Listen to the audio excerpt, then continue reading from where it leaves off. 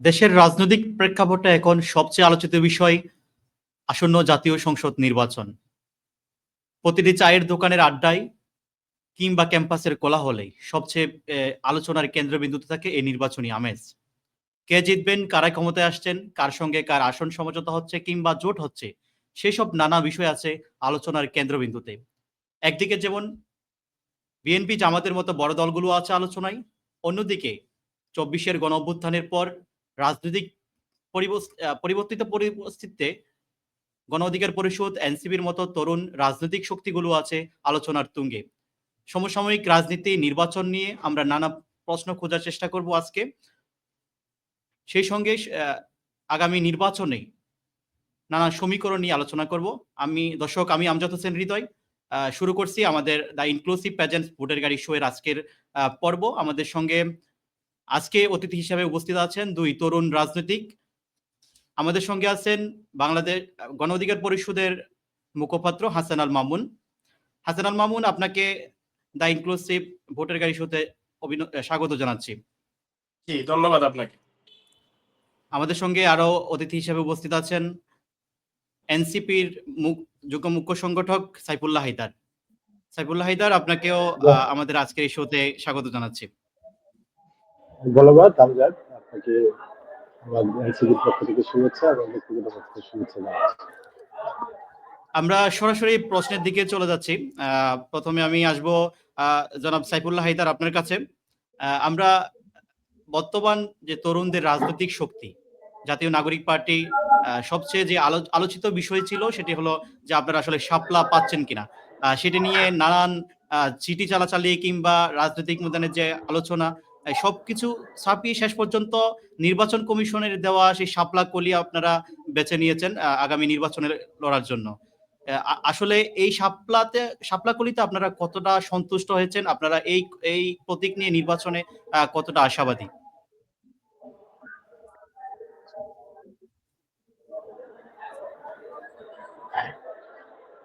সাইফুল্লাহ ধন্যবাদ হায়দার, শোনা আমজাদ, যাচ্ছে? আমাকে খুব গুরুত্বপূর্ণ একটা প্রশ্ন করেছেন। জি জি জি আমি বলতে চাই, আসলে শাপলা কলি যে মার্কা বিষয়ক আলোচনা বলতে গেলে এখানে আমি নির্বাচন কমিশনের কথা একটু বলতে হয়। আহ, এই মার্কা নিয়ে কিন্তু প্রায় দীর্ঘ ১.৫ মাসের উপরে তারা হচ্ছে বিভিন্ন পন্থায় অনেক রকম বক্তব্য দিয়েছে। অবশেষে তারা শাপলাকলিকে যুক্ত করেছে, কিন্তু পুরো শাপলা যুক্ত করার ক্ষেত্রে কি কারণে যুক্ত করা হয় নাই সেটা কিন্তু লিখিত কোনো ব্যাখ্যা তারা দেয়নি। এবং আমরা এই শাপলাকলি নিয়েই জনগণের প্রান্তরে যাব। আর আরেকটা বিষয় কিন্তু সুস্পষ্ট, তিনি যে মার্কাটা যুক্ত করার যে ব্যাপার, এখানে নির্বাচন কমিশন একটি সাংবিধানিক প্রতিষ্ঠান হওয়া সত্ত্বেও তাদের যে স্বৈরাচারিতা বা তাদের যে ইচ্ছা বা পিছনের কোনো ব্যক্তি থেকে তাদের যে এই আলোচনাটা বা তাদের ইন্ধন দেওয়া হয়েছে যে শাপলা না দেওয়ার ক্ষেত্রে, সেটা কিন্তু সুস্পষ্ট। তো দিন শেষে এনসিপি যেহেতু জনগণের আস্থায় বিশ্বাস করে, জনগণের ক্ষমতায়নে বিশ্বাস করে, সেই জনগণের উপর ভরসা রেখে এনসিপি শাপলাকলিকে গ্রহণ করেছে, যে কেউ যেন বলতে না পারে যে আমরা শুধুমাত্র একটা মার্কার কারণে আমরা যে নির্বাচন পিছাতে চাচ্ছি বা নির্বাচনের প্রতিবন্ধকতা সৃষ্টি করতে চাচ্ছি। আমরাও গণতান্ত্রিক রূপান্তরের পথে হাঁটতে চাই। সেজন্য আমাদের অসন্তুষ্টি থাকার পরেও আমরা একটা প্রমাণ করতে পেরেছি যে নির্বাচন কমিশন তাদের একটি আজ্ঞাবহ কমিশনে রূপান্তরিত হয়েছে, বা বিভিন্ন মহলের কথাবার্তায় তারা হচ্ছে আমাদেরকে শাপলা প্রতীক থেকে বঞ্চিত করেছে। আচ্ছা, এই যে নির্বাচন কমিশনের এই ধরনের যে আচরণ, সেটি আসলে আগামী যে জাতীয় সংসদ নির্বাচন, সেখানে কতটা প্রভাব ফেলবে বলে মনে করছেন? যে আপনাদের প্রতীক নিয়ে যে ধরনের আপনারা বলেছেন যে একটি গোষ্ঠীর রাজনৈতিক শক্তির কারণে নির্বাচন কমিশন আপনাদের এই প্রতীক পেতে বাধা দিচ্ছে, যার ফলে আসলে আপনাদের যে নির্বাচনের যে প্রস্তুতি, সেটি নিতেও আমার মনে হয় এটা ব্যাঘাত করেছে। আসলে আগামী জাতীয় সংসদ নির্বাচনে এই নির্বাচন কমিশনের অধীনে আসলে কতটা গ্রহণযোগ্য নির্বাচন হবে বলে আপনি মনে করেন? আসলে একটি সুষ্ঠু নির্বাচনের জন্য তো অনেকগুলো নিয়ামক থাকে। আপনি হচ্ছে সর্বপ্রথম নিয়ামক যেটি, সেটা হচ্ছে আপনার মাঠটা সমতল হইতে হবে। আমি খাঁটি বাংলায় বলবো সেটা হচ্ছে লেভেল প্লেইং ফিল্ড বলে আমরা অভ্যস্ত। তো লেভিং ফিল্ডের পূর্ণতম শর্ত হচ্ছে আইন শৃঙ্খলার ব্যবস্থা কিরকম আছে সেটার উপর। এখন আপনার আশেপাশে আইন শৃঙ্খলা যে অবস্থা সারা দেশের, আপনি একটা রিপোর্ট দেখবেন, বলা হয়েছে 67% ভোট কেন্দ্র ঝুঁকিপূর্ণ। তো বর্তমানে আইন শৃঙ্খলার যে অবস্থা, সেই অবস্থায় একটি সুষ্ঠু নির্বাচন কিভাবে এই নির্বাচন কমিশন করবে সেটা এখন পর্যন্ত সুস্পষ্ট না। এবং সেই সাথে এটাও বলতে চাই, নির্বাচন কমিশন ইতিমধ্যে কোন প্রকার প্রমাণ দিতে পারে নাই যে তারা হচ্ছে একটি সুন্দর সুস্থ নির্বাচন তারা সম্পন্ন করবে। যদি তাদের মধ্যে থেকে এরকম কোন প্রমাণ আমরা পেতাম তাহলে হয়তো আশ্বস্ত হতে পারতাম। মাঝে মধ্যে নির্বাচন কমিশন অনেক ক্ষেত্রে সেটা হচ্ছে এলাকা নির্ধারণের প্রক্রিয়া থেকে শুরু করে, আপনি দেখে থাকবেন যে ব্রাহ্মণবাড়িয়া আসলে একটি নির্বাচনী এলাকা নিয়ে একটি ঝগড়া হয়েছিল, সেখানে নির্বাচন কমিশন নিজে উপস্থিত থাকার পরেও সেখানে কি হয়েছে, নির্বাচন কমিশন নিজে উপস্থিত থাকার পরেও সেখানে একটা হট্টগোলের সৃষ্টি হয়েছিল। এবং পরবর্তীতে কিছু অংশে আমাদের যে এই রুমিন ফারহানা, সে একজন প্রভাবশালী নেত্রী বা একটা বড় দলের নেত্রী হিসাবে সে কিন্তু একটা ফেভার পেয়েছে সেক্ষেত্রে। তো ছোট ছোট অনেকগুলো বিষয়ে আমরা দেখতে পেয়েছি যে নির্বাচন কমিশন কোন বড় একটি দলের বা বড় একটি রাজনৈতিক শক্তির পক্ষে কাজ করে কিনা সেটা কিন্তু অবশ্যই আলোচনার দাবি রাখে। আর আইন শৃঙ্খলা রক্ষাকারী বাহিনীর যে মানে পরিস্থিতি, আইন শৃঙ্খলা রক্ষার যে পরিস্থিতি এবং ভোট কেন্দ্রের যে পরিস্থিতি এবং বড় রাজনৈতিক দলের যে আধিপত্যবাদের যে মনোভাব, সেই বিষয়গুলোকে কাটিয়ে উঠে সত্যিকার অর্থেই একটি সুন্দর নির্বাচন আমরা প্রত্যাশা করতে পারি কিনা সেই বিষয়ে রাজনৈতিক দলগুলোর এবং অন্যান্য যে নিয়ামক গুলোর আছে তাদের সাথে আরো বেশি মানে হচ্ছে আলোচনার দাবি রাখে বলে আমি বিশ্বাস করি। হ্যাঁ, ধন্যবাদ সাইফুল্লাহ হায়দার। আমরা হাসান আল মামুন ভাই আপনার কাছে আসছি।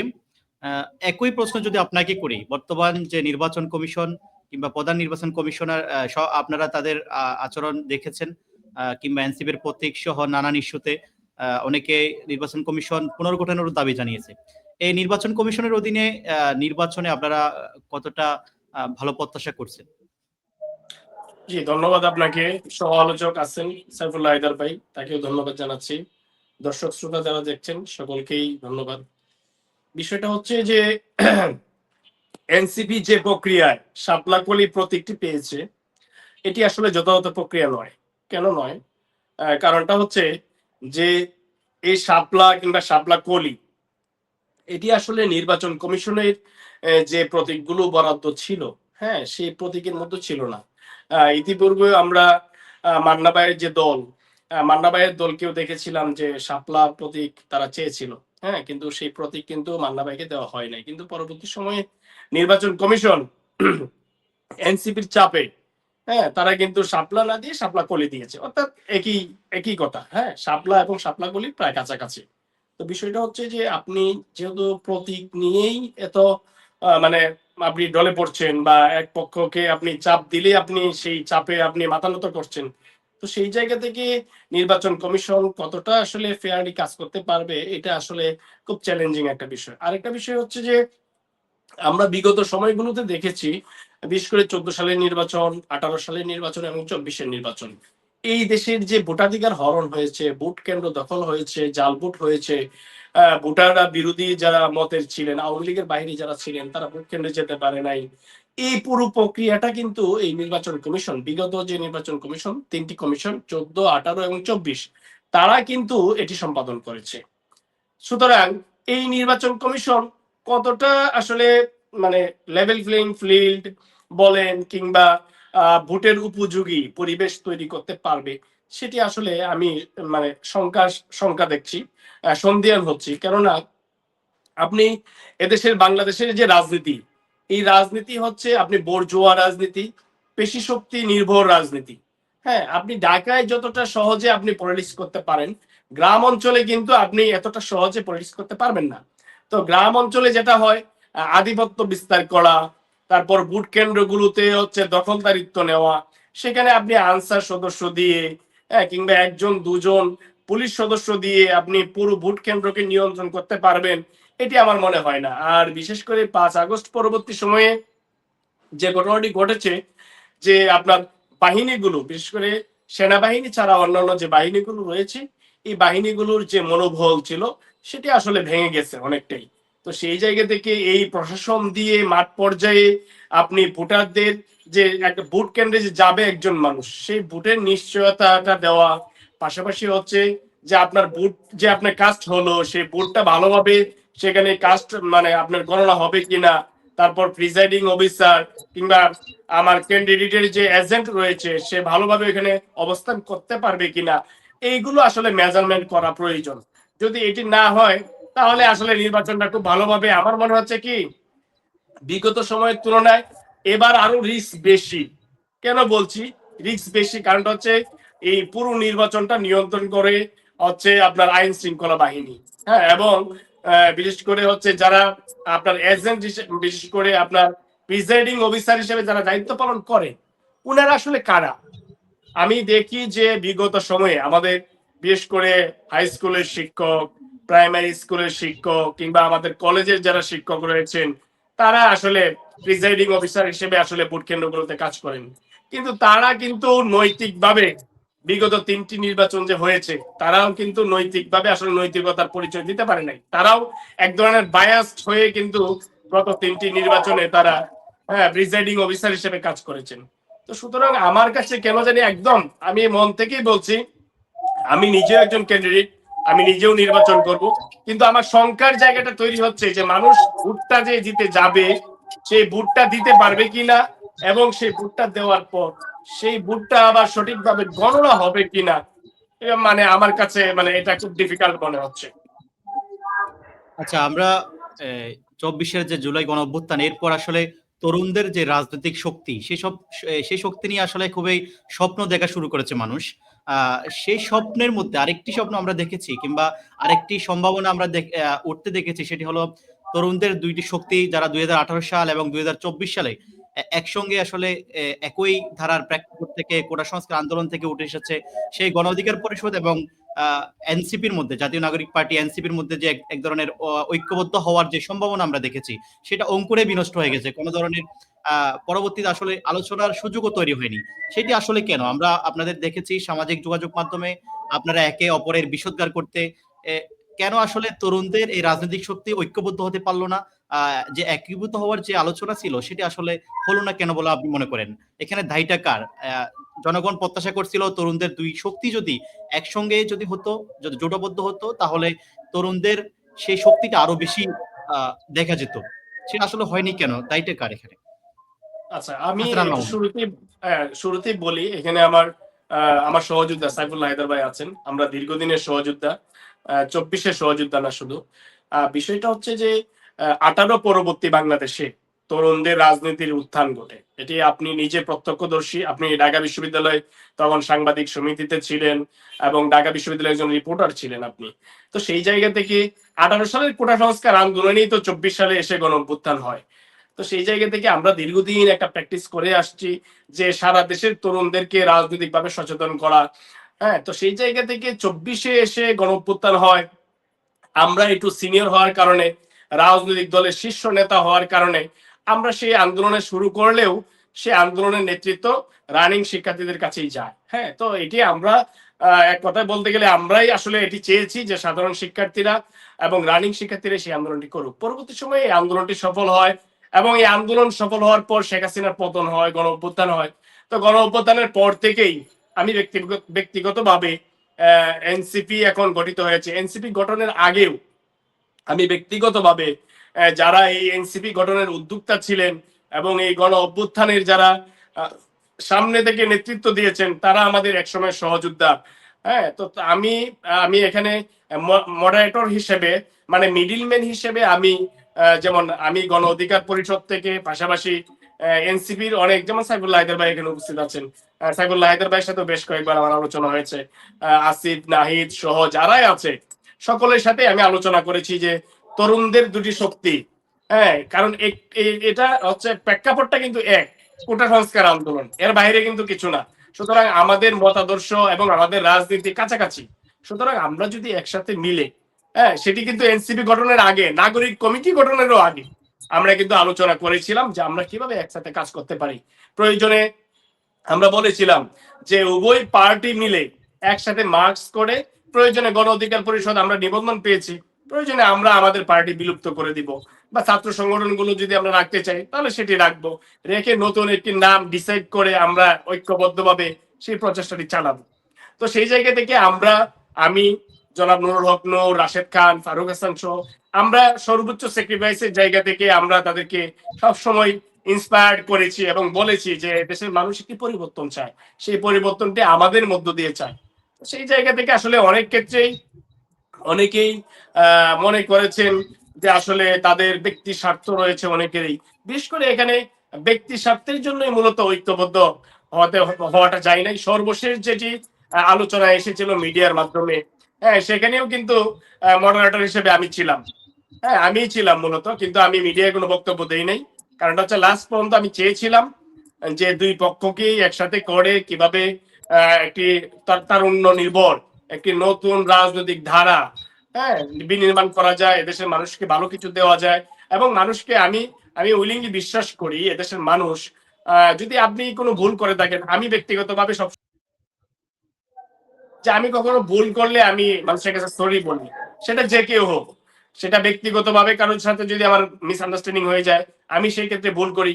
আবার যদি জাতীয় পর্যায়েও আমি কখনো ভুল করি, তাহলে আমিও মনে করি যে আসলে আমরা তরুণরা যদি সবাই একই প্ল্যাটফর্মে এসে এক জায়গায় এসে দেশের মানুষের কাছে অতীতের আমাদের যদি ছোটখাটো কোনো ভুল ভ্রান্তি থাকে সেটার জন্য ক্ষমা চেয়ে যদি আমরা একই প্ল্যাটফর্মে কাজ করতে পারতাম, তাহলে আমরা আসলে এদেশের মানুষের যে গুণগত পরিবর্তন সেটি কিন্তু আমরা সাধন করতে পারতাম। তো এখনো অবধি স্টিল নাও আমি বলছি যে স্টিল নাও সেই প্রচেষ্টা আমি চালু রেখেছি, এবং আমি সবার সাথেই এখন পর্যন্ত যোগাযোগ রাখছি যে যে কোনো পরিস্থিতিতে আমরা তরুণরা যদি এক হতে পারি, তাহলে আজকে যে বিভিন্ন আলোচনা হচ্ছে যে বিএনপি গণ অধিকারকে 2 সিট দিবে, 5 সিট দিবে, কিংবা 10 সিট দিবে, কিংবা এনসিপি কে 10 সিট দিবে, এনসিপি 15 সিট চাচ্ছে, তাহলে আজকের এই আলোচনা কিন্তু আমরা যদি ঐক্যবদ্ধ হইতে পারতাম, তাহলে কিন্তু আজকে বিএনপি আমাদেরকে কি দিবে না দিবে এই চিন্তা বা এই আলোচনা কিন্তু মিডিয়াতে আসতো না। বরং ধন্যবাদ। বিএনপি হ্যাঁ,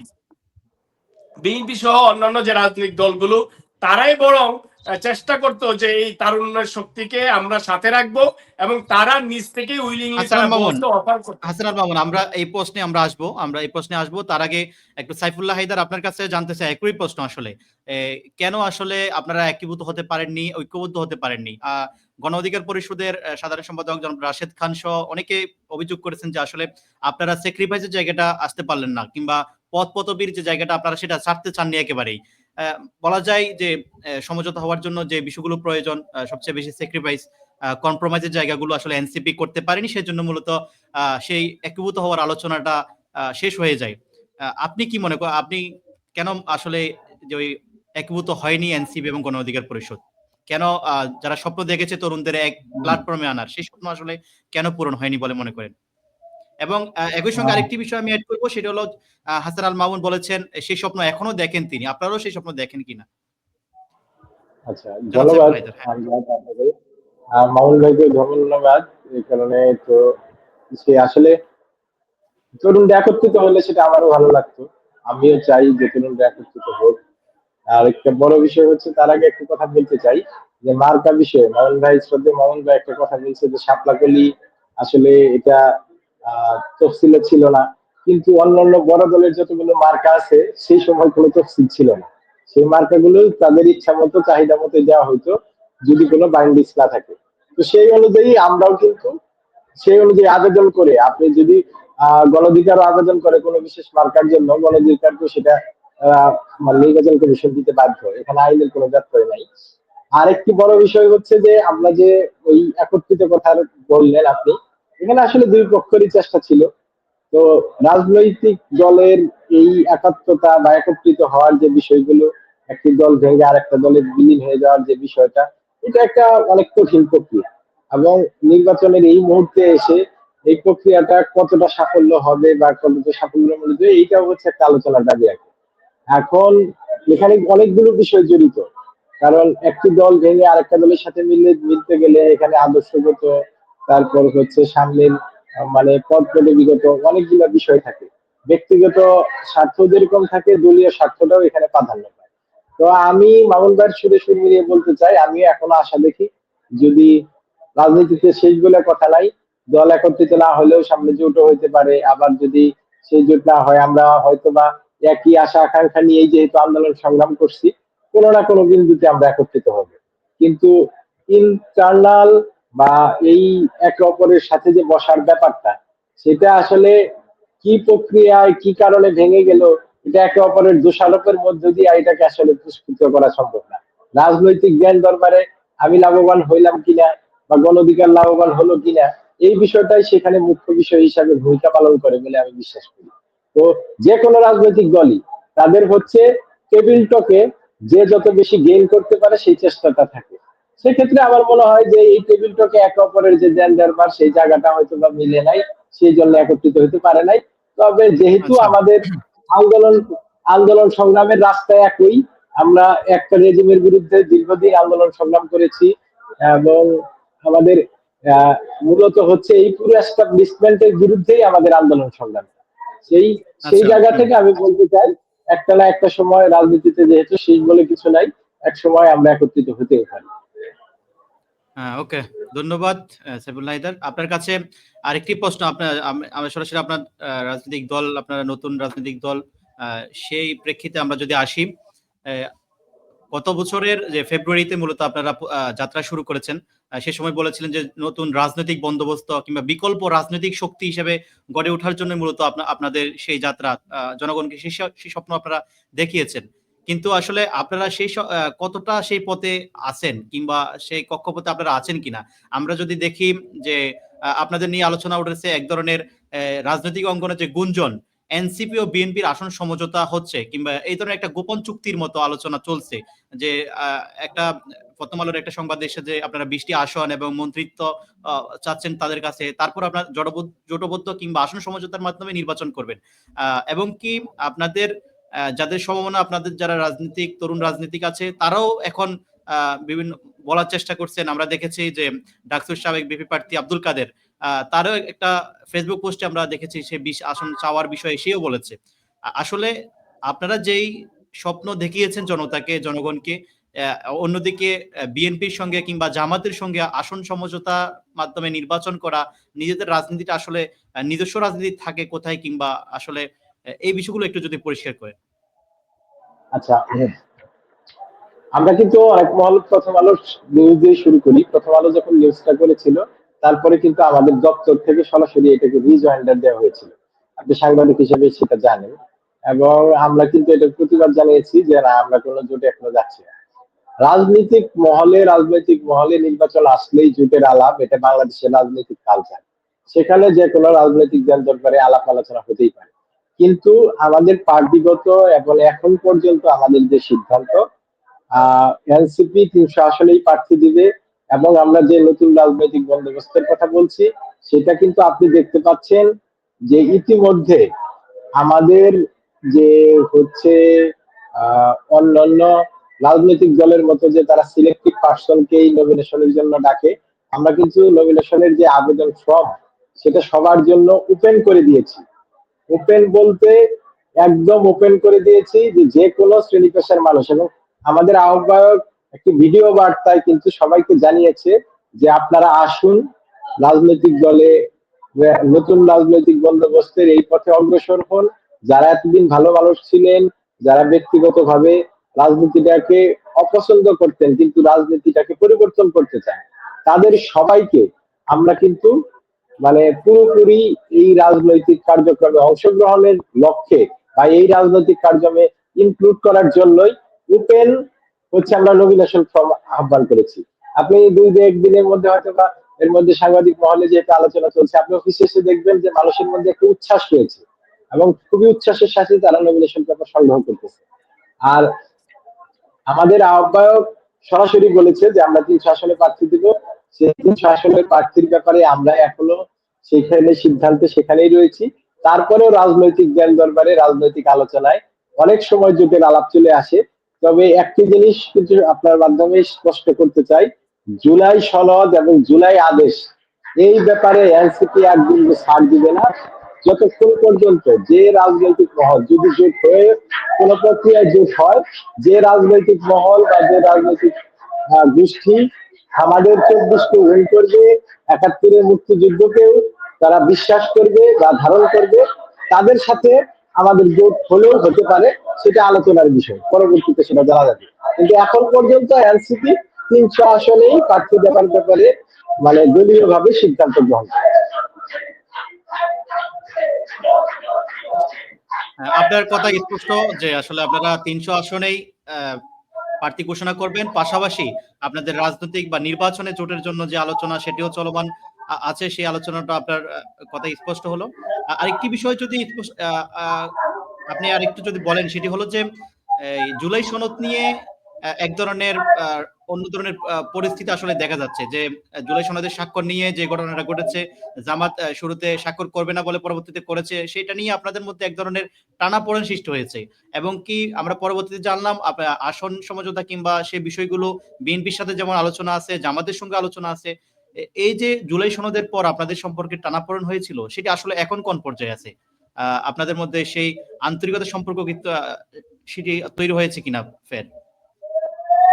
আসলে রাজনৈতিক মহলে তো রাজনৈতিক বক্তব্য একে অপরের প্রতি রাজনৈতিক বিধান করার জন্য একজনের বক্তব্যকে আরেকজনকে মানে হচ্ছে ব্যাখ্যা প্রদানের জন্য অনেক রকম বক্তব্য হয়ে থাকে। সেখানে রাজনৈতিক যে আলোচনা সেটা তো অনেক সবসময় দুয়ার খোলা থাকে, এবং রাজনৈতিক পরিস্থিতিতে এবং এই নির্বাচনী বাস্তবতায় সেটা আপনাকে কোনো রাস্তা আপনি বন্ধ করে দিবেন এরকম রাজনৈতিক মানে চিন্তা ভাবনা এনসিপি নাই।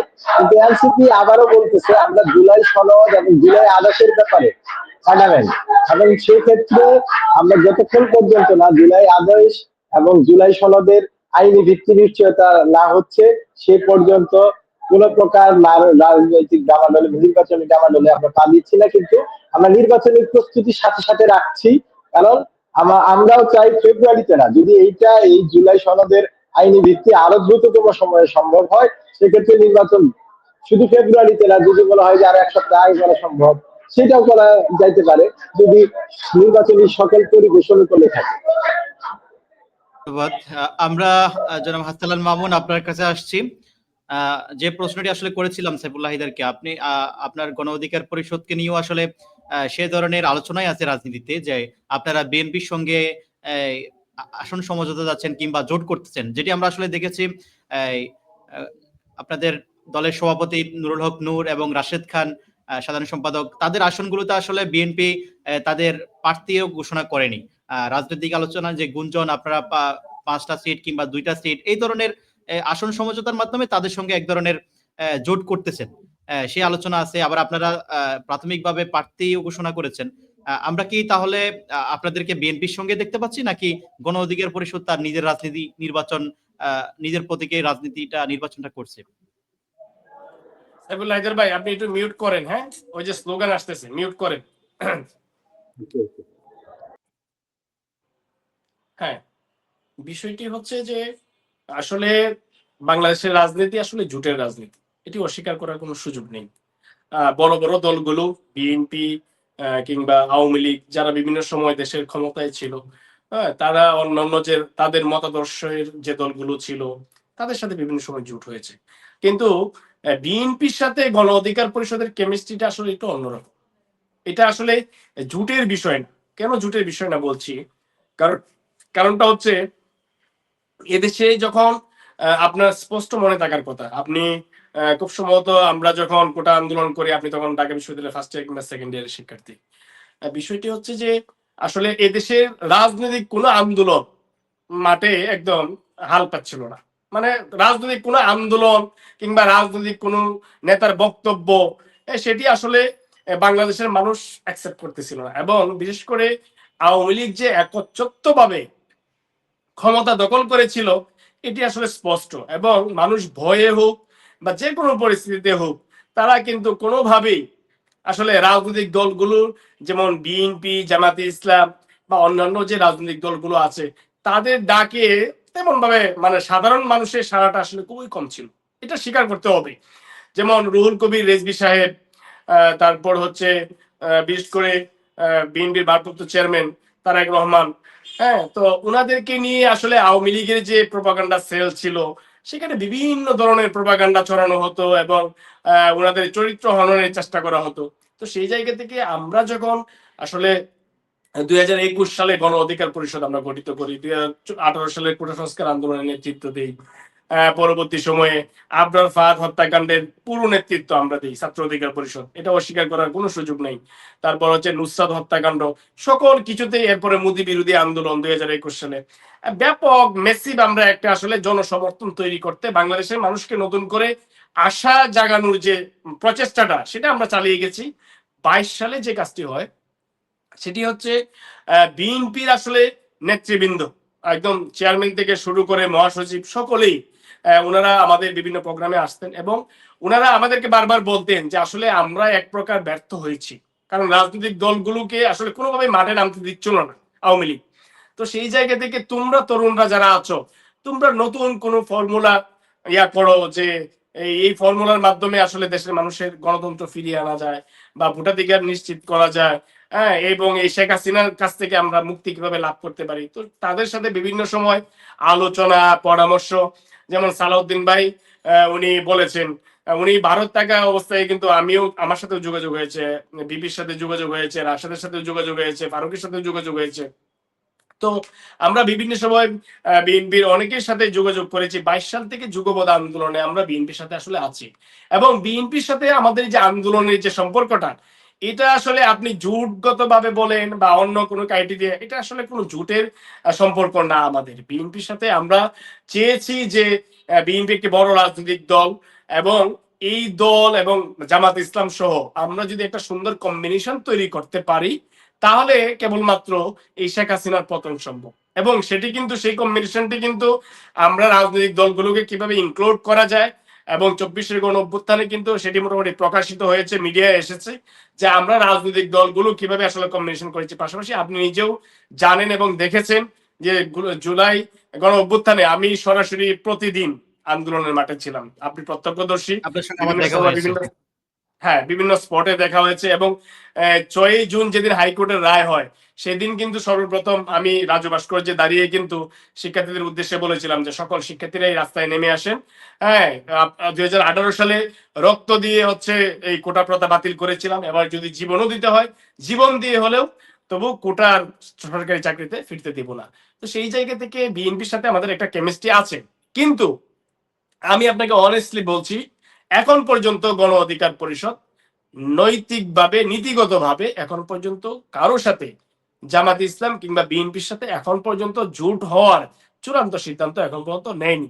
এদিকে যেমন বিএনপির সাথে তো একসাথে আমরা 22 সাল থেকে আমাদের একটা সুসম্পর্ক আছে, পাশাপাশি জামাত ইসলামের সাথেও আমাদের আলোচনা হয়েছে। আমি বলবো না যে আলোচনা হয়নি।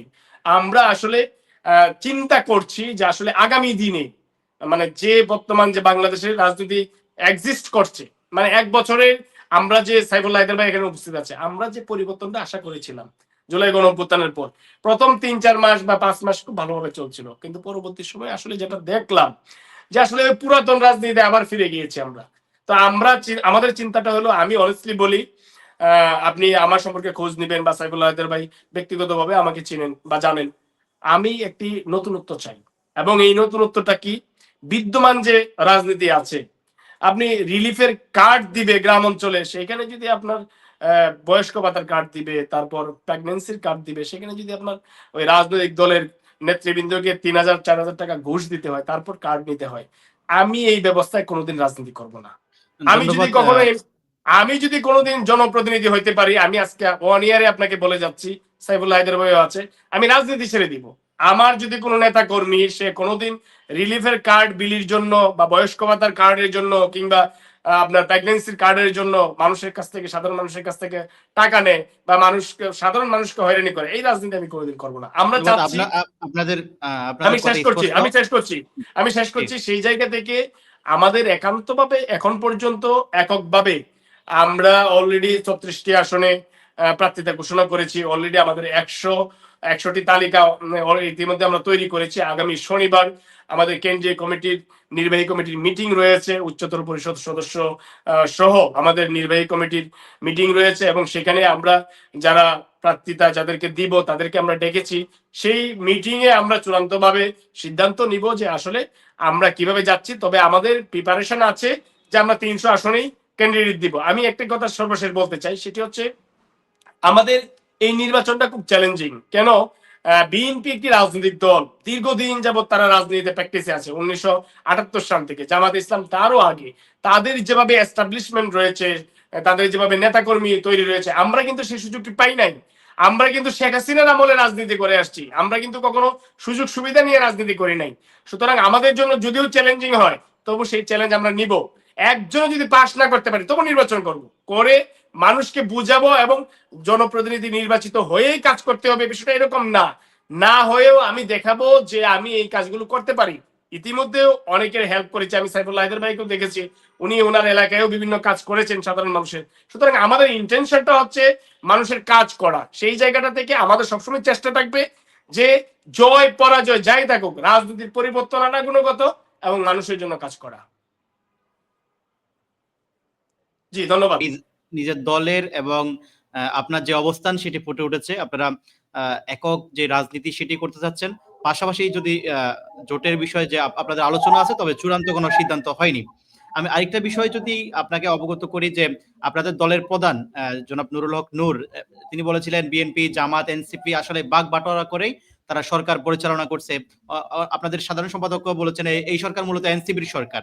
এই যে এই আলোচনা কিংবা বক্তব্য এমনটা দাবি করে কিনা যে এই তিন দল মিলে সরকার প্রশাসন এই সমঝোতার মাধ্যমে কি একটা সমঝোতা ভিত্তিক নির্বাচনের দিকে আগাচ্ছে কিনা তাদের তিন দলের মাধ্যমে, এটা আসলে বলা যাচ্ছে না। বাইরে চলেছে?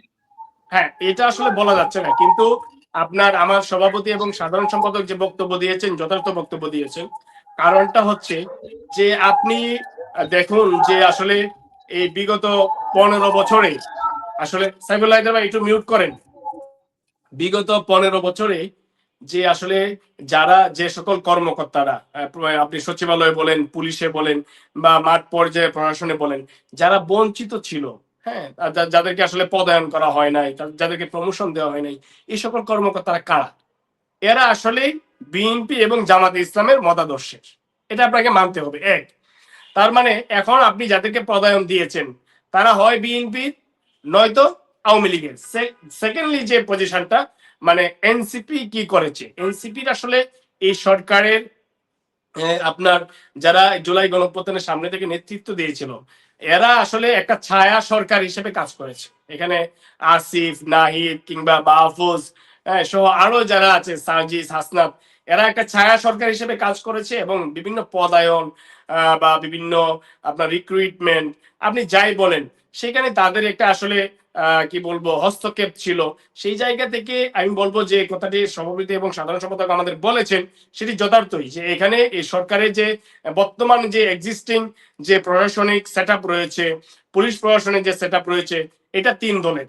সেটি হচ্ছে বিএনপি, জামাতে ইসলাম এবং এনসিপি। এখন সেখানে তারা আসলে যদি চায় যে বাগ বাটোয়ারার নির্বাচন করবে, তাহলে আমি মনে করি এই তিনটি দলই ফেল হবে, তিনটি দলই ফেল করবে। কারণটা হচ্ছে আমি দামি নির্বাচন করার আর সুযোগ নেই। বাংলাদেশের বর্তমান যে পরিস্থিতি, এই পরিস্থিতি, মানুষ কিন্তু খুব চালাক। মানুষ যদি সুযোগ পায়, শেখ হাসিনার পতন যে হয়েছে, আপনি কিন্তু মাঠে ছিলেন, মানুষের যে উল্লাস এবং মানুষের যে মানে পদক্ষেপ, এটা কিন্তু আপনি দেখেছেন। মানুষ কিন্তু খুব চালাক এখন, মানুষ কিন্তু এত বোকা না। গ্রামের মানুষ এখন সোশ্যাল মিডিয়া ইউজ করে এবং মানুষ বুঝতে পারে কে কি বক্তব্য দিচ্ছে, কি বলছে না বলছে।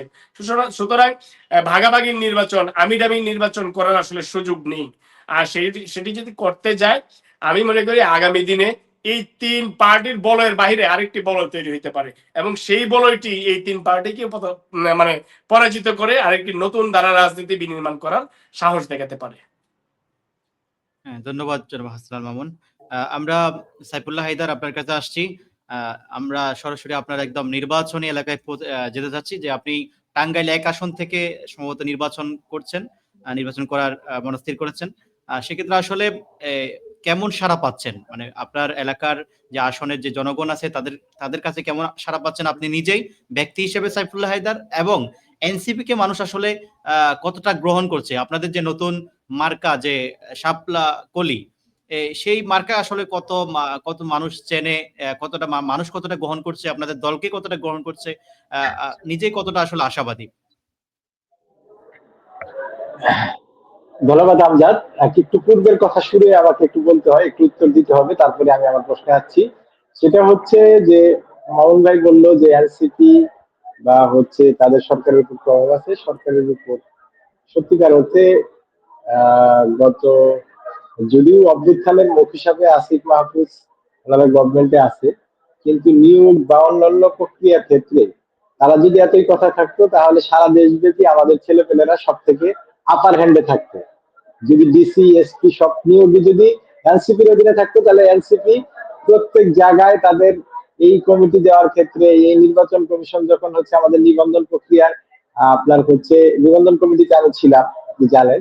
তো পুরো উত্তরাঞ্চল, তখন আমি পুরো উত্তরাঞ্চলের ডেপুটি হিসেবে কাজ করেছি। তো আমার কাছে তো যে তথ্য ছিল, যেভাবে অনুসন্ধান করা হয়েছে, যে প্রক্রিয়া অনুসন্ধান করা হয়েছে, কোন রাজনৈতিক দলে কে এইভাবে এর আগেও গণ অধিকারের নিবন্ধন প্রক্রিয়ার সাথে আমি জড়িত ছিলাম, যেহেতু মামুন ভাই এখানে আছেন।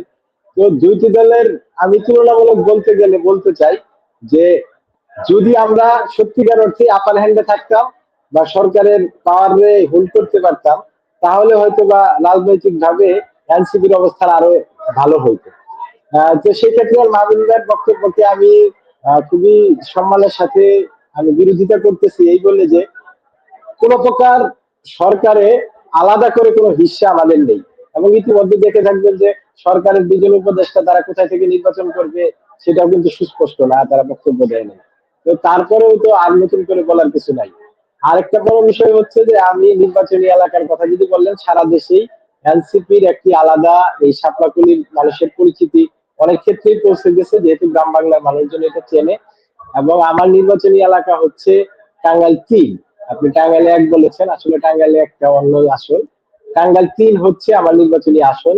এবং টাঙ্গাইল 3 এর ব্যাপারে আহ, মানে টাঙ্গাইল 3 এর যে মানুষজন এখানে বিএনপির যে প্রার্থী রয়েছে, সেখানে বিএনপির বিরোধী প্রার্থী রয়েছে। এবং আমি কিছু ইউনিয়নে, কিছু গ্রামে আমার সাধ্যমতো গত 1 বছরে কিছু কাজ করার চেষ্টা করেছি। আহ সেই ক্ষেত্রে আমি বিশ্বাস করি, বা মানুষ যেহেতু নতুন যারা রাজনীতিকে বিশ্বাস করে, নতুন রাজনৈতিক বন্দোবস্ত চায় এবং দুর্নীতিমুক্ত প্রশাসন চায়, সেই ক্ষেত্রে এই যে মামুনবার শুরু কথা শুরু বলতে হয় যে উনি যেরকম ভাবে বললো যে একটা কার্ডে 4,000 টাকা 3,000 টাকা ব্যবস্থা, আমরা এনসিপি পুরো আমাদের টাকা চায় কোন ব্যক্তি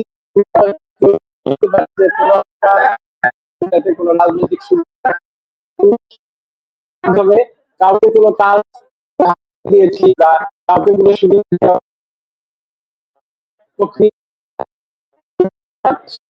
আমি মানুষের সাথে কাজ করতে বারবার এনসিপি কে সরকারের সরকার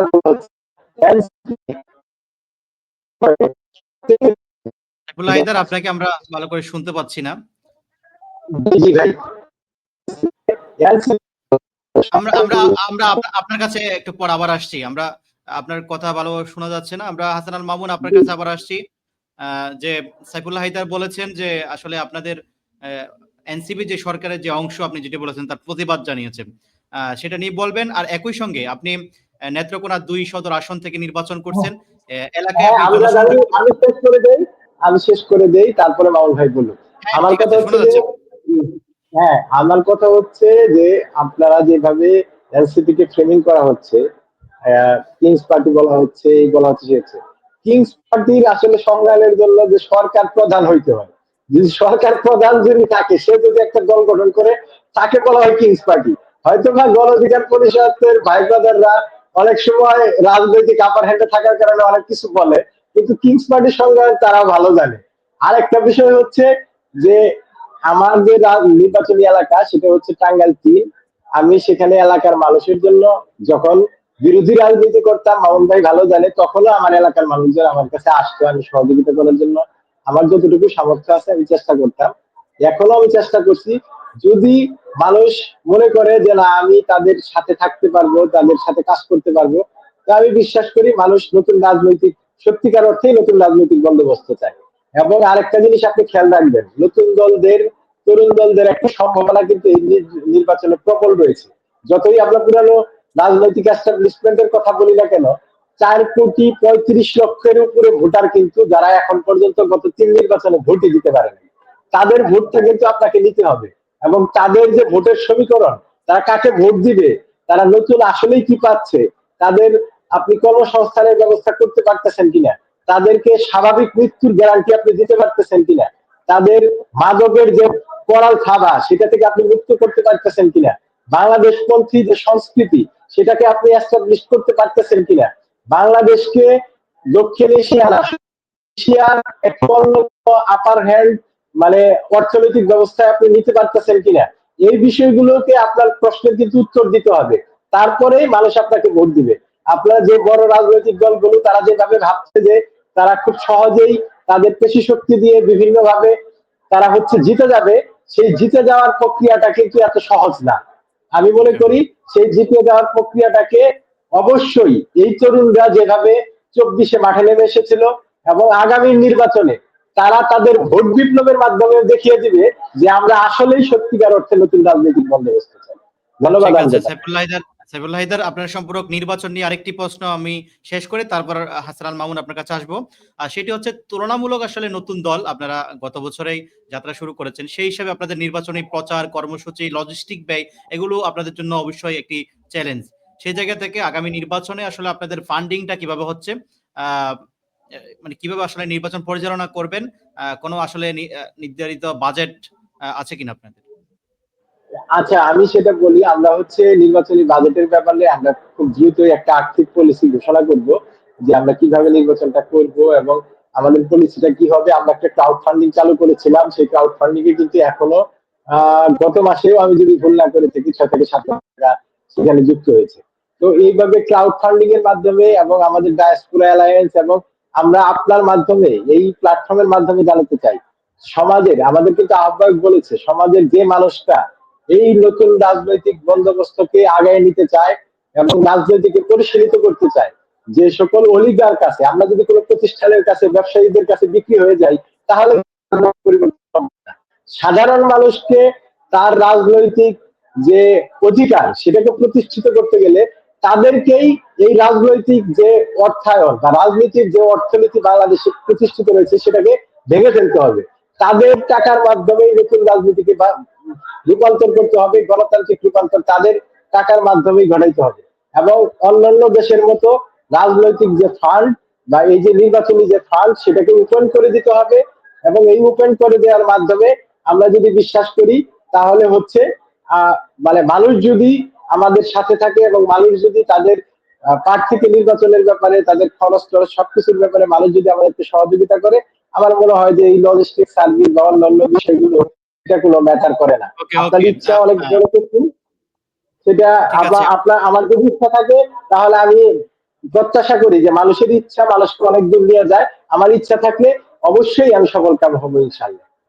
সম্পূরক আরেকটি প্রশ্ন, সেটি হলো আপনি নির্বাচন পরিচালনা কমিটির দায়িত্বে আছেন, মনোনয়ন ফরম বিক্রির আমেজটা কেমন দেখছেন? আপনাদের দলের বাইরেও অন্যান্যরাও কেমন আগ্রহ দেখাচ্ছে? বিশেষ করে আপনারা বলেছেন যে অন্যান্য বিএনপি জামাত সহ অন্যান্য দলে যারা মনোনয়ন বঞ্চিত আছেন বা সাবেক এমপি তাদেরকে আপনারা মনোনয়ন দিবেন আপনাদের দল থেকে, সেটি আসলে কত দূর কত সাড়া পাচ্ছেন আপনারা? আপনি ইতিমধ্যে দেখতে পাচ্ছেন যে মামুন ভাই বারবার বলতেছিল যে স্লোগান একটু পপ করতে, এখানে আসলে সত্যিকার অর্থে একটি উৎসবের আমোদ চলছে মনোনয়ন সংগ্রহকে কেন্দ্র করে এবং সেই ক্ষেত্রে আমরা খুব ভালো সাড়া পাচ্ছি এবং সত্যিকার অর্থেই বিভিন্ন দলের অন্যান্য দলেরও অনেক নেতা কর্মী বা যারা মনোনয়ন বঞ্চিত এরকম মানে অনেকেই আসতেছে, তারা আমাদের মনোনয়ন ফর্ম কিনতেছে। আমরা আশা রাখি খুব ভালো সারা নিয়ে এবং 300 আসনেই আমরা খুব ভালো রকমের প্রার্থী আমরা দিতে পারবো বলে প্রত্যাশা করছি। ধন্যবাদ জনাব সাইফুল্লাহ হায়দার। আমরা হাসান আল মামুন আপনার কাছে আসছি। ধন্যবাদ আমজাদ, আমি এখান থেকে হ্যাঁ ধন্যবাদ আমজাদ। ছোট্ট করে হাসান আল মামুন ছোট্ট করে একদম ছোট করে বলবেন, সেটি হলো যে জনাব সাইফুল্লাহ হায়দার বলেছেন তারা আপনি যেভাবে ফ্রেমিং করছেন তারা এনসিপির আসলে সরকারের অংশ নয় এনসিপি, এটা নিয়ে একটু বলবেন। আরেকটি বিষয় হচ্ছে আপনি নেত্রকোনা 2 সদর আসন থেকে আপনি নির্বাচন করছেন, সেখানে আমরা দেখেছি আপনাকে জনসংযোগ করতে দেখেছি, কতটা আসলে মানুষের সাড়া পাচ্ছেন, প্রচারণার ক্ষেত্রে কি ধরনের আপনি পদ্ধতি অবলম্বন করছেন, গণ অধিকার পরিষদের মানুষ গণ অধিকার পরিষদকে কিভাবে নিচ্ছে মানুষ, যে ট্রাক প্রতীক আছে আপনাদের সেটাকে কিভাবে নিচ্ছে? সর্বোপরি যদি আমি বলি যে মানুষকে এটা বিপি নূরের দল হিসাবে জানে নাকি এটা আসলে গণ অধিকার পরিষদেই সেটাই মানুষের কাছে পৌঁছে গেছে, সব মিলে যদি আপনি অল্প কথায় বলবেন, আমরা একেবারে শেষ পর্যায়ে আছি। জি, ধন্যবাদ। আহ, এটা হচ্ছে এনসিপি হচ্ছে মানে কিংস পার্টি, এটা আমাদের বক্তব্য না। এটা হচ্ছে দেশের মানুষের কনসেপ্ট বা বিভিন্ন জনের কথা। হ্যাঁ, তো সেই জায়গা থেকে আমি কিংস পার্টি বলি নাই, যদিও সাইফুল্লাহ হায়দার ভাই বলেছেন। আমি বলেছি যে সরকারের সুযোগ সুবিধা ভুগি। হ্যাঁ, সেই জায়গা থেকে আমি মনে করি যে তারা বিভিন্নভাবে সরকার তাদেরকে প্যাট্রোনাইজ করেছে। যেমন ৩টি দলকে ডাকা হয় মানে মিটিং এ, যেমন জামাত ইসলাম কিংবা বিএনপি এবং বিএনপি, এনসিপি। এনসিপি। আচ্ছা, আমি সাইফুল্লাহ হায়দার ভাই এখানে উপস্থিত আছেন, গণ অভ্যুত্থানের নেতৃত্ব দিয়েছে বা সামনে ছিল, আমরাও তো ছিলাম। এবং এবং এখানে কি যারা এবং আজকে এবং কি সাইফুল্লাহ হায়দার ভাই নিজে আছেন, উনিও না, গণ আমি অধিকার পরিষদে ছিলেন, বিপ্লবের আগে হাসান উনি গণ মামুন, অধিকার পরিষদে ছিলেন। আমি বলি, নিবন্ধন পাওয়ার আগ থেকে আমরা এটা আসলে দেখে আসছি, এই ৩ হ্যাঁ, দলকে আমি এই ডাকার কথাটাই বিষয়টা। বলছি যে আমি আমি এনসিপি কে ছোট করে বলছি, এরকম না। আমি বলছি যে আসলে এনসিপি কি মানে এনসিপির চেয়ে গণ অধিকার পরিষদ কোনো অংশে অবদান বলেন, সাংগঠনিক কাঠামো কোনো দিক থেকে কি কম এনসিপির চেয়ে? আমি চ্যালেঞ্জ করতে পারি, এনসিপির সাথে আমি চ্যালেঞ্জ করতে পারি। এবং জুলাই গণ অভ্যুত্থানে যারা নেতৃত্ব দিয়েছে তাদেরই যে অবদান আমাদের অবদানের চেয়ে কোনো অংশে বেশি কিনা, সেটাও আমি চ্যালেঞ্জ করতে পারি। যে এই কোটা আন্দোলন, আজকে যে কোটা আন্দোলন, আমরা যে মানে রিস্ক নিয়ে, একদম ছাত্রলীগের আওয়ামী লীগের একক আধিপত্য ছিল, সেখানে রিস্ক নিয়ে আমি এই কোটা আন্দোলনের আহ্বায়ক হয়েছিলাম। এটি চারটেখানি কথা ছিল না। ঢাকা বিশ্ববিদ্যালয়ের অনেক শিক্ষার্থী ছিল, বিভিন্ন বিশ্ববিদ্যালয়ের শিক্ষার্থী ছিল, কেউ সাহস করে নাই তখন ঢাকা বিশ্ববিদ্যালয়ের বটতলায় বসে যে আমি আহ্বায়ক হব। মানে আপনি বুঝেন যে একটা একটা আন্দোলনের প্রধান হবে, কেউ সাহস করতেছে না। আর মানুষ কিন্তু পদের জন্য কিন্তু অস্থির হয়ে যায়, আর সেখানে কেউ দায়িত্ব নিতে চাচ্ছে না। সেই আন্দোলন আমরা সফল করেছি এবং পরবর্তীতে 24 হয়েছে। সুতরাং আমি এই কথায় আর বার্গেনিং এ যাইতে চাই না। সুতরাং আমি বলবো যে সরকার ফ্লেভার দিয়েছে বিদায় তারা সেখানে তৃতীয় দল হিসেবে সেখানে সুযোগ পেয়েছে, গণ অধিকারকে সেখানে সুযোগটি দেওয়া হয়নি।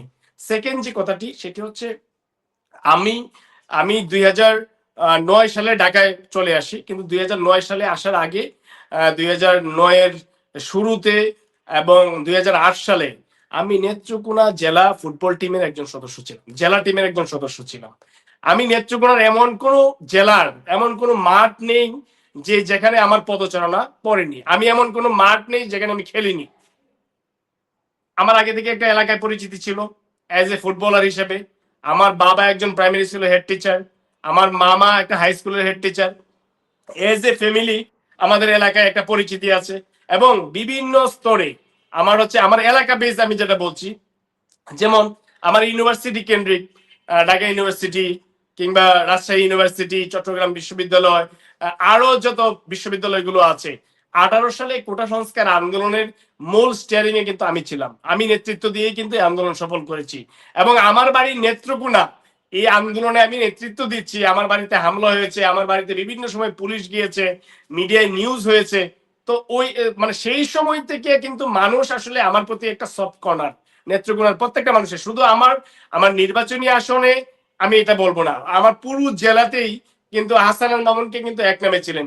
আজকে যারা বলবো বিএনপির ছাত্র দলের যারা নেতৃত্বে আছেন, যাদের বাড়ি নেত্রকোনায়, কিংবা বিএনপির যারা নেতৃত্বে আছেন, হ্যাঁ, তারাও কিন্তু আসলে আমার বাড়ি নেত্রকোনা বা আমাকে খুব ভালোভাবে চিনেন। তো সুতরাং আমার ওই যে 18 সালের যে পরিচিতিটা, হ্যাঁ, এইটা আসলে খুব বেশি ম্যাটার করছে আমার এলাকায়। এবং মানুষ খুব সহজেই রিচ করছেন যে এই ইতিহাস কিন্তু মানুষ খুব সহজেই মানে ভুলে যায় না। এলাকার মানুষ অন্ততপক্ষে প্রত্যেক জায়গাতে, যেমন নুরুল হক নূর, তার পটুয়াখালীর মানুষ কিন্তু জানে সে গণ অধিকার পরিষদের সভাপতি, তার কি অবদান, মানুষ কিন্তু সেভাবে মূল্যায়ন করার চেষ্টা করে। এবং মানুষ যেমন সার্জিস আমাদের বা অন্য যারা আছে, যারা আসলে মানে ল্যামলাইটে আসে, ওই অঞ্চলের মানুষ কিন্তু তাদেরকে ওইভাবেই আসলে ট্রিট করে, মূল্যায়ন করে যে এই ছেলেটার বাড়ি আমাদের নেত্রকোনায় বা পঞ্চগড় কিংবা কুমিল্লায় কিংবা পটুয়াখালী।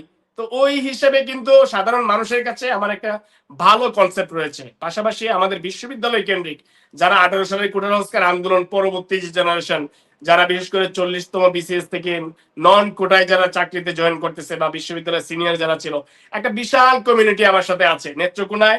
আমি নেত্রকোনায় যাওয়ার পর এই শিক্ষিত সমাজের যে বিশাল কমিউনিটিটা, তারপর হচ্ছে আপনার যারা স্টুডেন্ট আছে, তারা তো জানে যে হাসান আল মামুন ভাইয়ের আন্দোলনের কারণে আজকে সরকার পতনও হয়েছে এবং সরকারি চাকরিতে কিন্তু কোটা ব্যবস্থা বাতিল হয়েছে।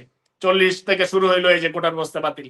সুতরাং এই জায়গায় আমার প্রতি মানুষের একটা, এরপরে হচ্ছে ব্যক্তি হিসেবে হাসানুল মামুন, এখন পর্যন্ত আমি বলতে পারি সাইফুল্লাহ হায়দার ভাই এখানে আছেন, আপনি আছেন, ব্যক্তি হাসানুল মামুনের এখন পর্যন্ত কোনো অনিয়ম, দুর্নীতি, কোনো কিছুই আসলে এখন পর্যন্ত কোনো স্পট নেই।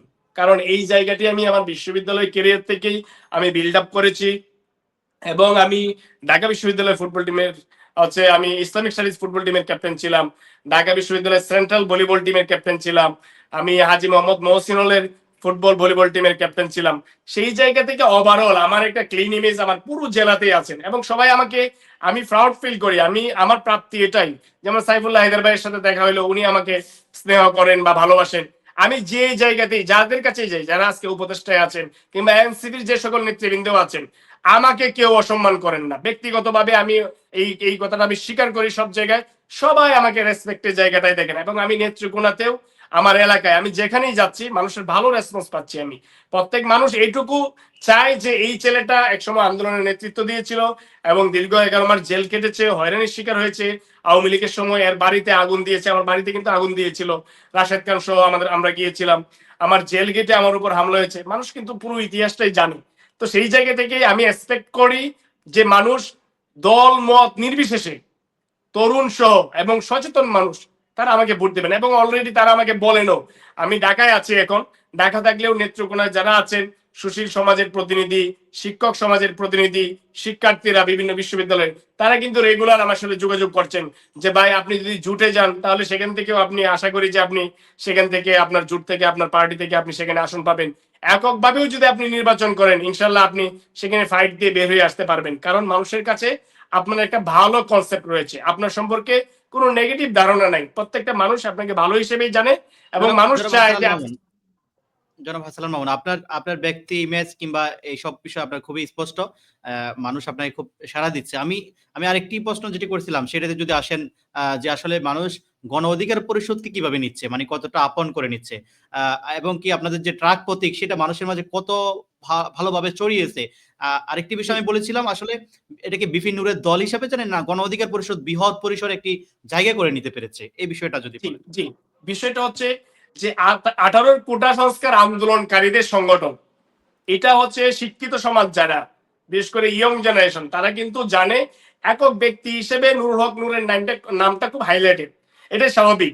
বাংলাদেশের যে অবকাঠামোগত দিক, আপনি রাজনৈতিকভাবে বিশেষ করে একজন দুইজন ব্যক্তিকে কেন্দ্র করে অধিকাংশ রাজনীতি আসলে পরিচিতি লাভ করে, রাজনৈতিক দল, যেমন শেখ মুজিবুর রহমান বলেন, জিয়াউর রহমান বলেন, হুসেইন মোহাম্মদ এরশাদ বলেন। তো এইভাবে কিন্তু ব্যক্তি কেন্দ্রিক অনেকটাই পরিচিতি লাভ করে। নুরুল হক নূরের একটা ব্যাপক পরিচিতি আছে বাংলাদেশে, এবং মানুষ ভালো হিসেবে ভালোভাবেই নিচ্ছে। তাছাড়াও এই ট্রাক প্রতীক, গণ অধিকার পরিষদ, এবং অনেকেই বলেন, আমি এটি আসলে অন্যদেরকে ছোট করে বলছি না, যে এনসিপির যে সকল নেতৃবৃন্দ ছিলেন তারা সরাসরি আমাদের কর্মী ছিলেন, বিশেষভাবে আমার ব্যক্তিগতভাবে কর্মী ছিলেন অনেকেই। কারণ এই 2018 সালের পর থেকে যতগুলো কমিটির ফরম্যাট এসেছে, সকল কিছুই হচ্ছে আমার সাইনে এসেছে। 2020 সাল পর্যন্ত এখানে ছাত্র অধিকার পরিষদের কমিটি হয়েছে বা বিভিন্ন কমিটি হয়েছে। তো অনেকেই মনে করেন যে ওরা আমাদের ছোট ভাই, এনসিপির অনেকেই মনে করেন যে ওরা আমাদের ছোট ভাই। তো সেই জায়গা থেকে আমাদের আলাদা একটা কনসেপ্ট আছে মানুষের কাছে, এবং আমরা এখন পর্যন্ত আমাদের বিরুদ্ধে সুস্পষ্টভাবে কোনো অনিয়ম, দুর্নীতি, চাঁদাবাজি, টেন্ডারবাজির কোনো অভিযোগ নেই। আমি চ্যালেঞ্জ করে বলছি আপনাকে, কোনো অভিযোগ নেই সুনির্দিষ্টভাবে। এবং এইটা হচ্ছে রাজনীতির জন্য সবচেয়ে প্লাস পয়েন্ট, যে আসলে আপনি ইথিক্যাল জায়গাটা আপনি ধরে রাখতে পারলেন কিনা, সেই জায়গাটা আমরা ধরে রাখার চেষ্টা করেছি। এরপরেও যদি কোথাও ভুল ভ্রান্তি হয়ে থাকে, আমি মনে করি যে মানুষ সেটি ক্ষমা সুন্দর দৃষ্টিতে দেখবে। আর ট্রাক প্রতীক হচ্ছে দীর্ঘদিন যাবৎ পরিচিত একটি মার্কা, যারা স্বতন্ত্রভাবে গত নির্বাচনে ছিলেন। ট্রাক প্রতীক সারা বাংলাদেশেই খুবই পপুলার একটি মার্কা। এই মার্কা খুব সহজেই মানুষ চেনে এবং জানে।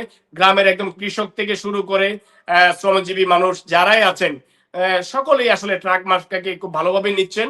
এবং আগামী দিনে আমরা আশা করি যে আমরা যদি সুযোগ পাই, তাহলে ইনশাআল্লাহ যদি সংসদে প্রতিনিধিত্ব করতে পারি, তাহলে আমি আপনাকে আজকে এই টকশোতে বলে যাচ্ছি, পরবর্তী সময় আল্লাহ যদি তৌফিক দেয়, তাহলে এইটুকু কাট করে আমি বলতে দিতে পারবো, আমি যদি নেত্রকোনা সদর বারহাট্টা আসন থেকে এমপি নির্বাচিত হই, আমি 5 বছরে যা করব আমি ইতিহাস তৈরি করব। This is my challenge. কেন? কারণটা হচ্ছে এটা মামুন। ভীষণটা হচ্ছে আমি রুট থেকে উঠে এসেছি। আমার বাবা যেমন কৃষক, আমার কিন্তু ধান ক্ষেত আছে, আমরা কিন্তু ধান চাষ করি, মাছ চাষ করি, আমি নিজেও ধান চাষ করতে পারি, মাছ চাষ করতে পারি, মাছ ধরতে পারি, আমি সবকিছু কিন্তু এক্সপার্ট। সুতরাং আমি এই রুটটাতে কাজ করতে চাই এবং পিছিয়ে পড়া যে জনগোষ্ঠী, কৃষি নির্ভর বাংলাদেশে পিছিয়ে পড়া যে জনগোষ্ঠী, আমি এটাকে মেইন স্ট্রিমে তুলে আনবো এবং এটাই হবে আমার সবচেয়ে বড় চ্যালেঞ্জ যে আমি এটা করতে পেরেছি এবং এটা আমার রাজনৈতিক ভিশন। সবে আমাদের শুরু, মানুষ যদি আমাদেরকে সাপোর্ট দেয় তাহলে এটা ইনশাল্লাহ আমি করে দেখাবো। ধন্যবাদ হাসানুল মামুন। আমরা একদমই শেষ পর্যায়ে চলে এসেছি। আমরা একেবারে শেষ পর্যায়ে। আহ, ছোট একটি প্রশ্ন, সেটি হলো যে এখনো পর্যন্ত আসলে নির্বাচন সরকারের পক্ষ থেকে বলা হচ্ছে যে ফেব্রুয়ারির প্রথমাংশে নির্বাচন হবে, কিন্তু অনেক রাজনীতিবিদ তাদের বক্তব্যে এখনো বলছে নির্বাচনের সংশয়ের কথা। অনেক পর্যবেক্ষকও বলছেন আসলে নির্বাচন হবে কি হবে না সেটা নিয়ে মানুষের মাঝেও সংশয় রয়েছে। আসলে আপনি কি মনে করেন নির্বাচন নিয়ে আসলে কোনো সংশয় আছে কিনা, ছোট করে যদি বলেন। আমি যদি 11 একদম লাস্ট বলি যে কিছুটা সংশয় আছে, থাকলেও আমরা বিশ্বাস করি এবং আমরা চাই, গণ অধিকার পরিষদ সবসময় চায় যে গণতান্ত্রিক পদ্ধতিতে, গণতান্ত্রিক উপায়ে ক্ষমতা হস্তান্তরের একমাত্র মাধ্যম হচ্ছে নির্বাচন। এবং এই সরকার বদ্ধপরিকর এবং এই সরকারের প্রধান উপদেষ্টা থেকে শুরু করে প্রত্যেক উপদেষ্টাই বারবার বলে যাচ্ছেন যে ফেব্রুয়ারির প্রথমার্ধেই নির্বাচন হবে এবং আমরা এটিই চাই যে ফেব্রুয়ারির প্রথমার্ধেই নির্বাচন হোক এবং এই নির্বাচনের মাধ্যমে গণতান্ত্রিক উপায়ে এদেশের মানুষের ভোটাধিকার প্রয়োগের মাধ্যমে নতুন নির্বাচিত সরকার আসুক, এটি আমাদের প্রত্যাশা। আমি ধন্যবাদ। কিছুটা সংশয় থাকলেও আমি বিশ্বাস করি যে ফেব্রুয়ারিতেই নির্বাচন হবে এবং নির্বাচন আমরা হবে। যদি মাঠে নেমে সেই কাজটা করি, আশা করি যে নির্বাচন ফেব্রুয়ারিতেই হবে। ধন্যবাদ। একই প্রশ্ন সাইফুল্লাহ হায়দার আপনার কাছে। আপনি কি মনে করেন? কোনো সংশয় দেখছেন কিনা ফেব্রুয়ারিতে নির্বাচন নিয়ে? ধন্যবাদ আমজাদ। বিশেষ করে জুলাই সনদটা নিয়ে এখনো পর্যন্ত রাজনৈতিক অঙ্গন কিংবা সরকারের মাঝে এখনো পর্যন্ত দোদুল্যমান অবস্থান আমরা দেখছি। জি বলেন। আমি নির্বাচনের আগে সর্বপ্রথমে বলতে চাই যে আমাকে প্রথম কাজটা করতে হবে যে আমার আছে কিনা, মানে জুলাই সনদ হচ্ছে কিনা, জুলাই সনদের আদেশ হচ্ছে কিনা এবং আইনি ভিত্তি পাচ্ছে কিনা। এবং সেই সাথে আরেকটা জিনিস মামুন ভাইকে বলতে চাই, এই যে আমরা আলাপ আলোচনায় বা অনেক ক্ষেত্রে যাই বলি না কেন, যারা আমরা 18 সালে আন্দোলন করছি, 18 সাল থেকে যারা এখানে আন্দোলন করি, আমরা অনেকেই এখানে আছি, এটাও যেমন সত্য। এই সময় তাদেরও অবদান ছিল। ভাইদের নেতৃত্বে, হাসান আল মাহমুদের নেতৃত্বে আমরা আন্দোলন করছি, এটা অস্বীকার করার কোনো উপায় নাই, এটাকে আমরা সম্মান করি। কিন্তু একই সাথে কোন প্ল্যাটফর্মে যখন এখন নাহিদ ইসলাম, তারপরে হাসনাত আব্দুল্লাহ, আমাদের আসিফ মাহমুদ, এবং সার্ভিস, এবং এরা যারা আছেন, যারা অভ্যুত্থানের মুখ বলে আমরা যাদেরকে চিনি, কাদের বাকির যাদেরকেই বলি না কেন, তারা যদিও আমাদের সাথে ছাত্র অধিকার পরিষদ করেছে তখন, কিন্তু তাদের নেতৃত্বে কিন্তু আমি এখানে রাজনীতি করতেছি এবং নাহিদ ইসলামকে আহ্বায়ক মেনেই আমি রাজনীতি করতেছি। তো সেই জায়গাটাকে আমাদেরকে অবশ্যই সম্মান করতে হবে, সেই জায়গাটাকে সমুন্নত রেখেই আমরা যদি যে সাইফুল হায়দার রাজনৈতিক ভাই, তরুণদের সাইফুল হায়দার কথা বলি। প্লিজ, আমি কিন্তু তাদেরকে মানে হ্যাঁ করে বলছি না না, না না ভাই, আর এই ভাই আমি আন্দোলনটা সেটা শুরুটা বলছি না। 18 সাল থেকে, আমি সেটাই বলছি। আমি আপনি কিন্তু জানি করে, তাদেরকে হ্যাঁ, হ্যাঁ আমি করে বলছি আমি না। শুধু আমি সেটার কথাই একমত হচ্ছি, কিন্তু আমাদের দুই পক্ষের কিছু কিছু জায়গায়, এই জায়গায় একটা গ্যাপ সৃষ্টি হয়ে যায় অনেক সময়। বলার থ্রুইংয়ে মামুন ভাই যেভাবে সহজ করে বুঝিয়ে বললো, কিন্তু আমাদের মধ্যে ওই গণঅধিকার থেকে কেউ কেউ এটাকে অনেক বেশি পোট্রে করে ফেলে। তো এই জিনিসটা আবার কি হয়ে যায়, আলোচনার টেবিলে অনেক সময় ঝামেলার সৃষ্টি করে। তো আমরা সেই জিনিসটাকে সুস্পষ্ট ভাবে সামনে আনা দরকার। আরেকটা বিষয় নির্বাচনের সময় যে কথাগুলো আমরা বলতেছি, যে নির্বাচনের ব্যাপারটাতে আমরা যেরকম সুস্পষ্ট ভাবে বলতেছি যে আমিও কিছুটা দুদুল্যমান পরিস্থিতি দেখতে পাচ্ছি, কিন্তু তারপরেও আমি প্রত্যাশা করি ফেব্রুয়ারিতে নির্বাচন হওয়া উচিত এবং সকল রাজনৈতিক দলই চায় যে একটা গণতান্ত্রিক রূপান্তরের দিকে বাংলাদেশ যাক। কারণ আপনি একটা বিষয় খেয়াল করবেন, এদের সাথে অনেক বিষয় জড়িত, আমাদের বৈশ্বিক বাণিজ্য জড়িত, আমাদের কর্মসংস্থান জড়িত, আমাদের ওভারঅল জিডিপির যে প্রবৃদ্ধি সেটা জড়িত, আমাদের অর্থনৈতিক ব্যবস্থা জড়িত, এবং সর্বোপরি আরেকটা বিষয় জড়িত, সেটা মানুষের যে জীবনযাত্রার মান, সেটার যে স্থিরতা, ধারাবাহিকতা, সেই জিনিসটা অনেক বেশি রাজনৈতিক সরকারের উপর নির্ভর করে। রাজনৈতিক সরকারের অনেক সমালোচনা থাকতে পারে, কিন্তু এই জায়গাটাকে আমাদেরকে নোটিশ করতে হবে। তো আমি সহায়ত আলোচক এবং এক সময় আমাদের নেতৃত্ব দানকারী মামুন ভাইকেও আবারও এনসিপির পক্ষ থেকে এবং ব্যক্তিগত পক্ষ থেকে ধন্যবাদ জানাচ্ছি এবং সেই সাথে আমজাদ, আপনাকেও ধন্যবাদ জানাচ্ছি। আপনি তো আমাদের আন্দোলন সংগ্রামের অন্যতম একজন সহযোদ্ধাই বলা যায়। আপনি অনেক সময় সংবাদকর্মী হিসেবে আমাদের সাথে ছিলেন। আপনাকে বিশেষ ধন্যবাদ। আসসালামু আলাইকুম। ধন্যবাদ। ধন্যবাদ। একদম এক বাক্যে আপনি একজন তরুণ লিডার হিসাবে জনগণের উদ্দেশ্যে এক বাক্যে কি বলবেন? আমি একজন তরুণ লিডার হিসাবে জনগণের জন্য বলতে চাই, জনগণ যেভাবে 24-এ রাস্তায় নেমে এসেছিল নতুন একটি বাস্তবতায়, নতুন একটি বাংলাদেশকে দেখতে, সেইভাবে আগামী যে নির্বাচন হবে তার পূর্বে এই জুলাই সনদ বাস্তবায়নের মধ্য দিয়ে জুলাইয়ের যে আকাঙ্ক্ষা, সে যে সংস্কার, নতুন বাংলাদেশ, নতুন অর্থনীতি, নতুন কর্মসংস্থান, নতুন স্বাস্থ্য ব্যবস্থা, নতুন শিক্ষা ব্যবস্থা, সেই পথকে আগায় নিতে এই গণতান্ত্রিক রূপান্তরে তরুণদের যে যেখানেই থাকুক না কেন, তরুণ নেতৃত্বকে আপনারা ভোট দিন, তরুণ নেতৃত্বকে এগিয়ে দিন এবং ব্যালটের যে বিপ্লব, আপনাদের যে শক্তি, সেই শক্তিকে আপনারা ব্যালটের মাধ্যমে রূপান্তর করুন। তাহলেই যে আপনাদের নতুন বাংলাদেশের যে প্রত্যাশা, সেই প্রত্যাশাটাকে সত্যিকার অর্থেই আপনি বাস্তবায়ন করতে পারবেন। জনাব হাসান মামুন, আপনি তরুণ লিডার হিসাবে এক বাক্যে জনগণের উদ্দেশ্যে যদি কিছু বলেন। আমি এই কথাটি বলতে চাই, আপনার বাড়ির পাশে যে রাস্তাটি হচ্ছে সেই রাস্তার যে কাজ করছে তারা সেখান থেকে 80% টাকা মেরে দিচ্ছে, 20% দিয়ে কাজ করছে। আপনি যদি এটি 90% কাজ করাতে চান এবং দীর্ঘমেয়াদী আপনার জীবনের মানোন্নয়ন চান, ডেভেলপমেন্ট চান, তাহলে তরুণদেরকে মানে একদম সব ভালো মানুষকে আপনি ভোট দিন। আপনার এই ভোটটি আপনার আগামী দিনে আপনার আপনার আপনার সন্তান, আপনার পরিবার সব দিক থেকে আপনার সিকিউরিটি হিসেবে কাজ করবে। ধন্যবাদ। ধন্যবাদ। আমাদের আজকের এই শোতে উপস্থিত থাকার জন্য আপনাদের দুজনকে, জনাব সাইফুল্লাহ হায়দার এবং জনাব হাসান মামুন, আপনাদের দুজনকে অনেক অনেক ধন্যবাদ জানাচ্ছি। আপনারা তরুণ ধন্যবাদ রাজনীতিক, আপনাকে। আপনাদের জন্য শুভকামনা রইল। সম্মানিত দর্শক, আমি পুরো শো জুড়ে ছিলাম আমি আমজাদ হোসেন হৃদয়। আমাদের পরবর্তী টক শোতে আপনাদেরকে আমন্ত্রণ জানিয়ে আজকের মতো এখানেই শেষ করছি। ভালো থাকবেন, সুস্থ থাকবেন। আসসালামু আলাইকুম।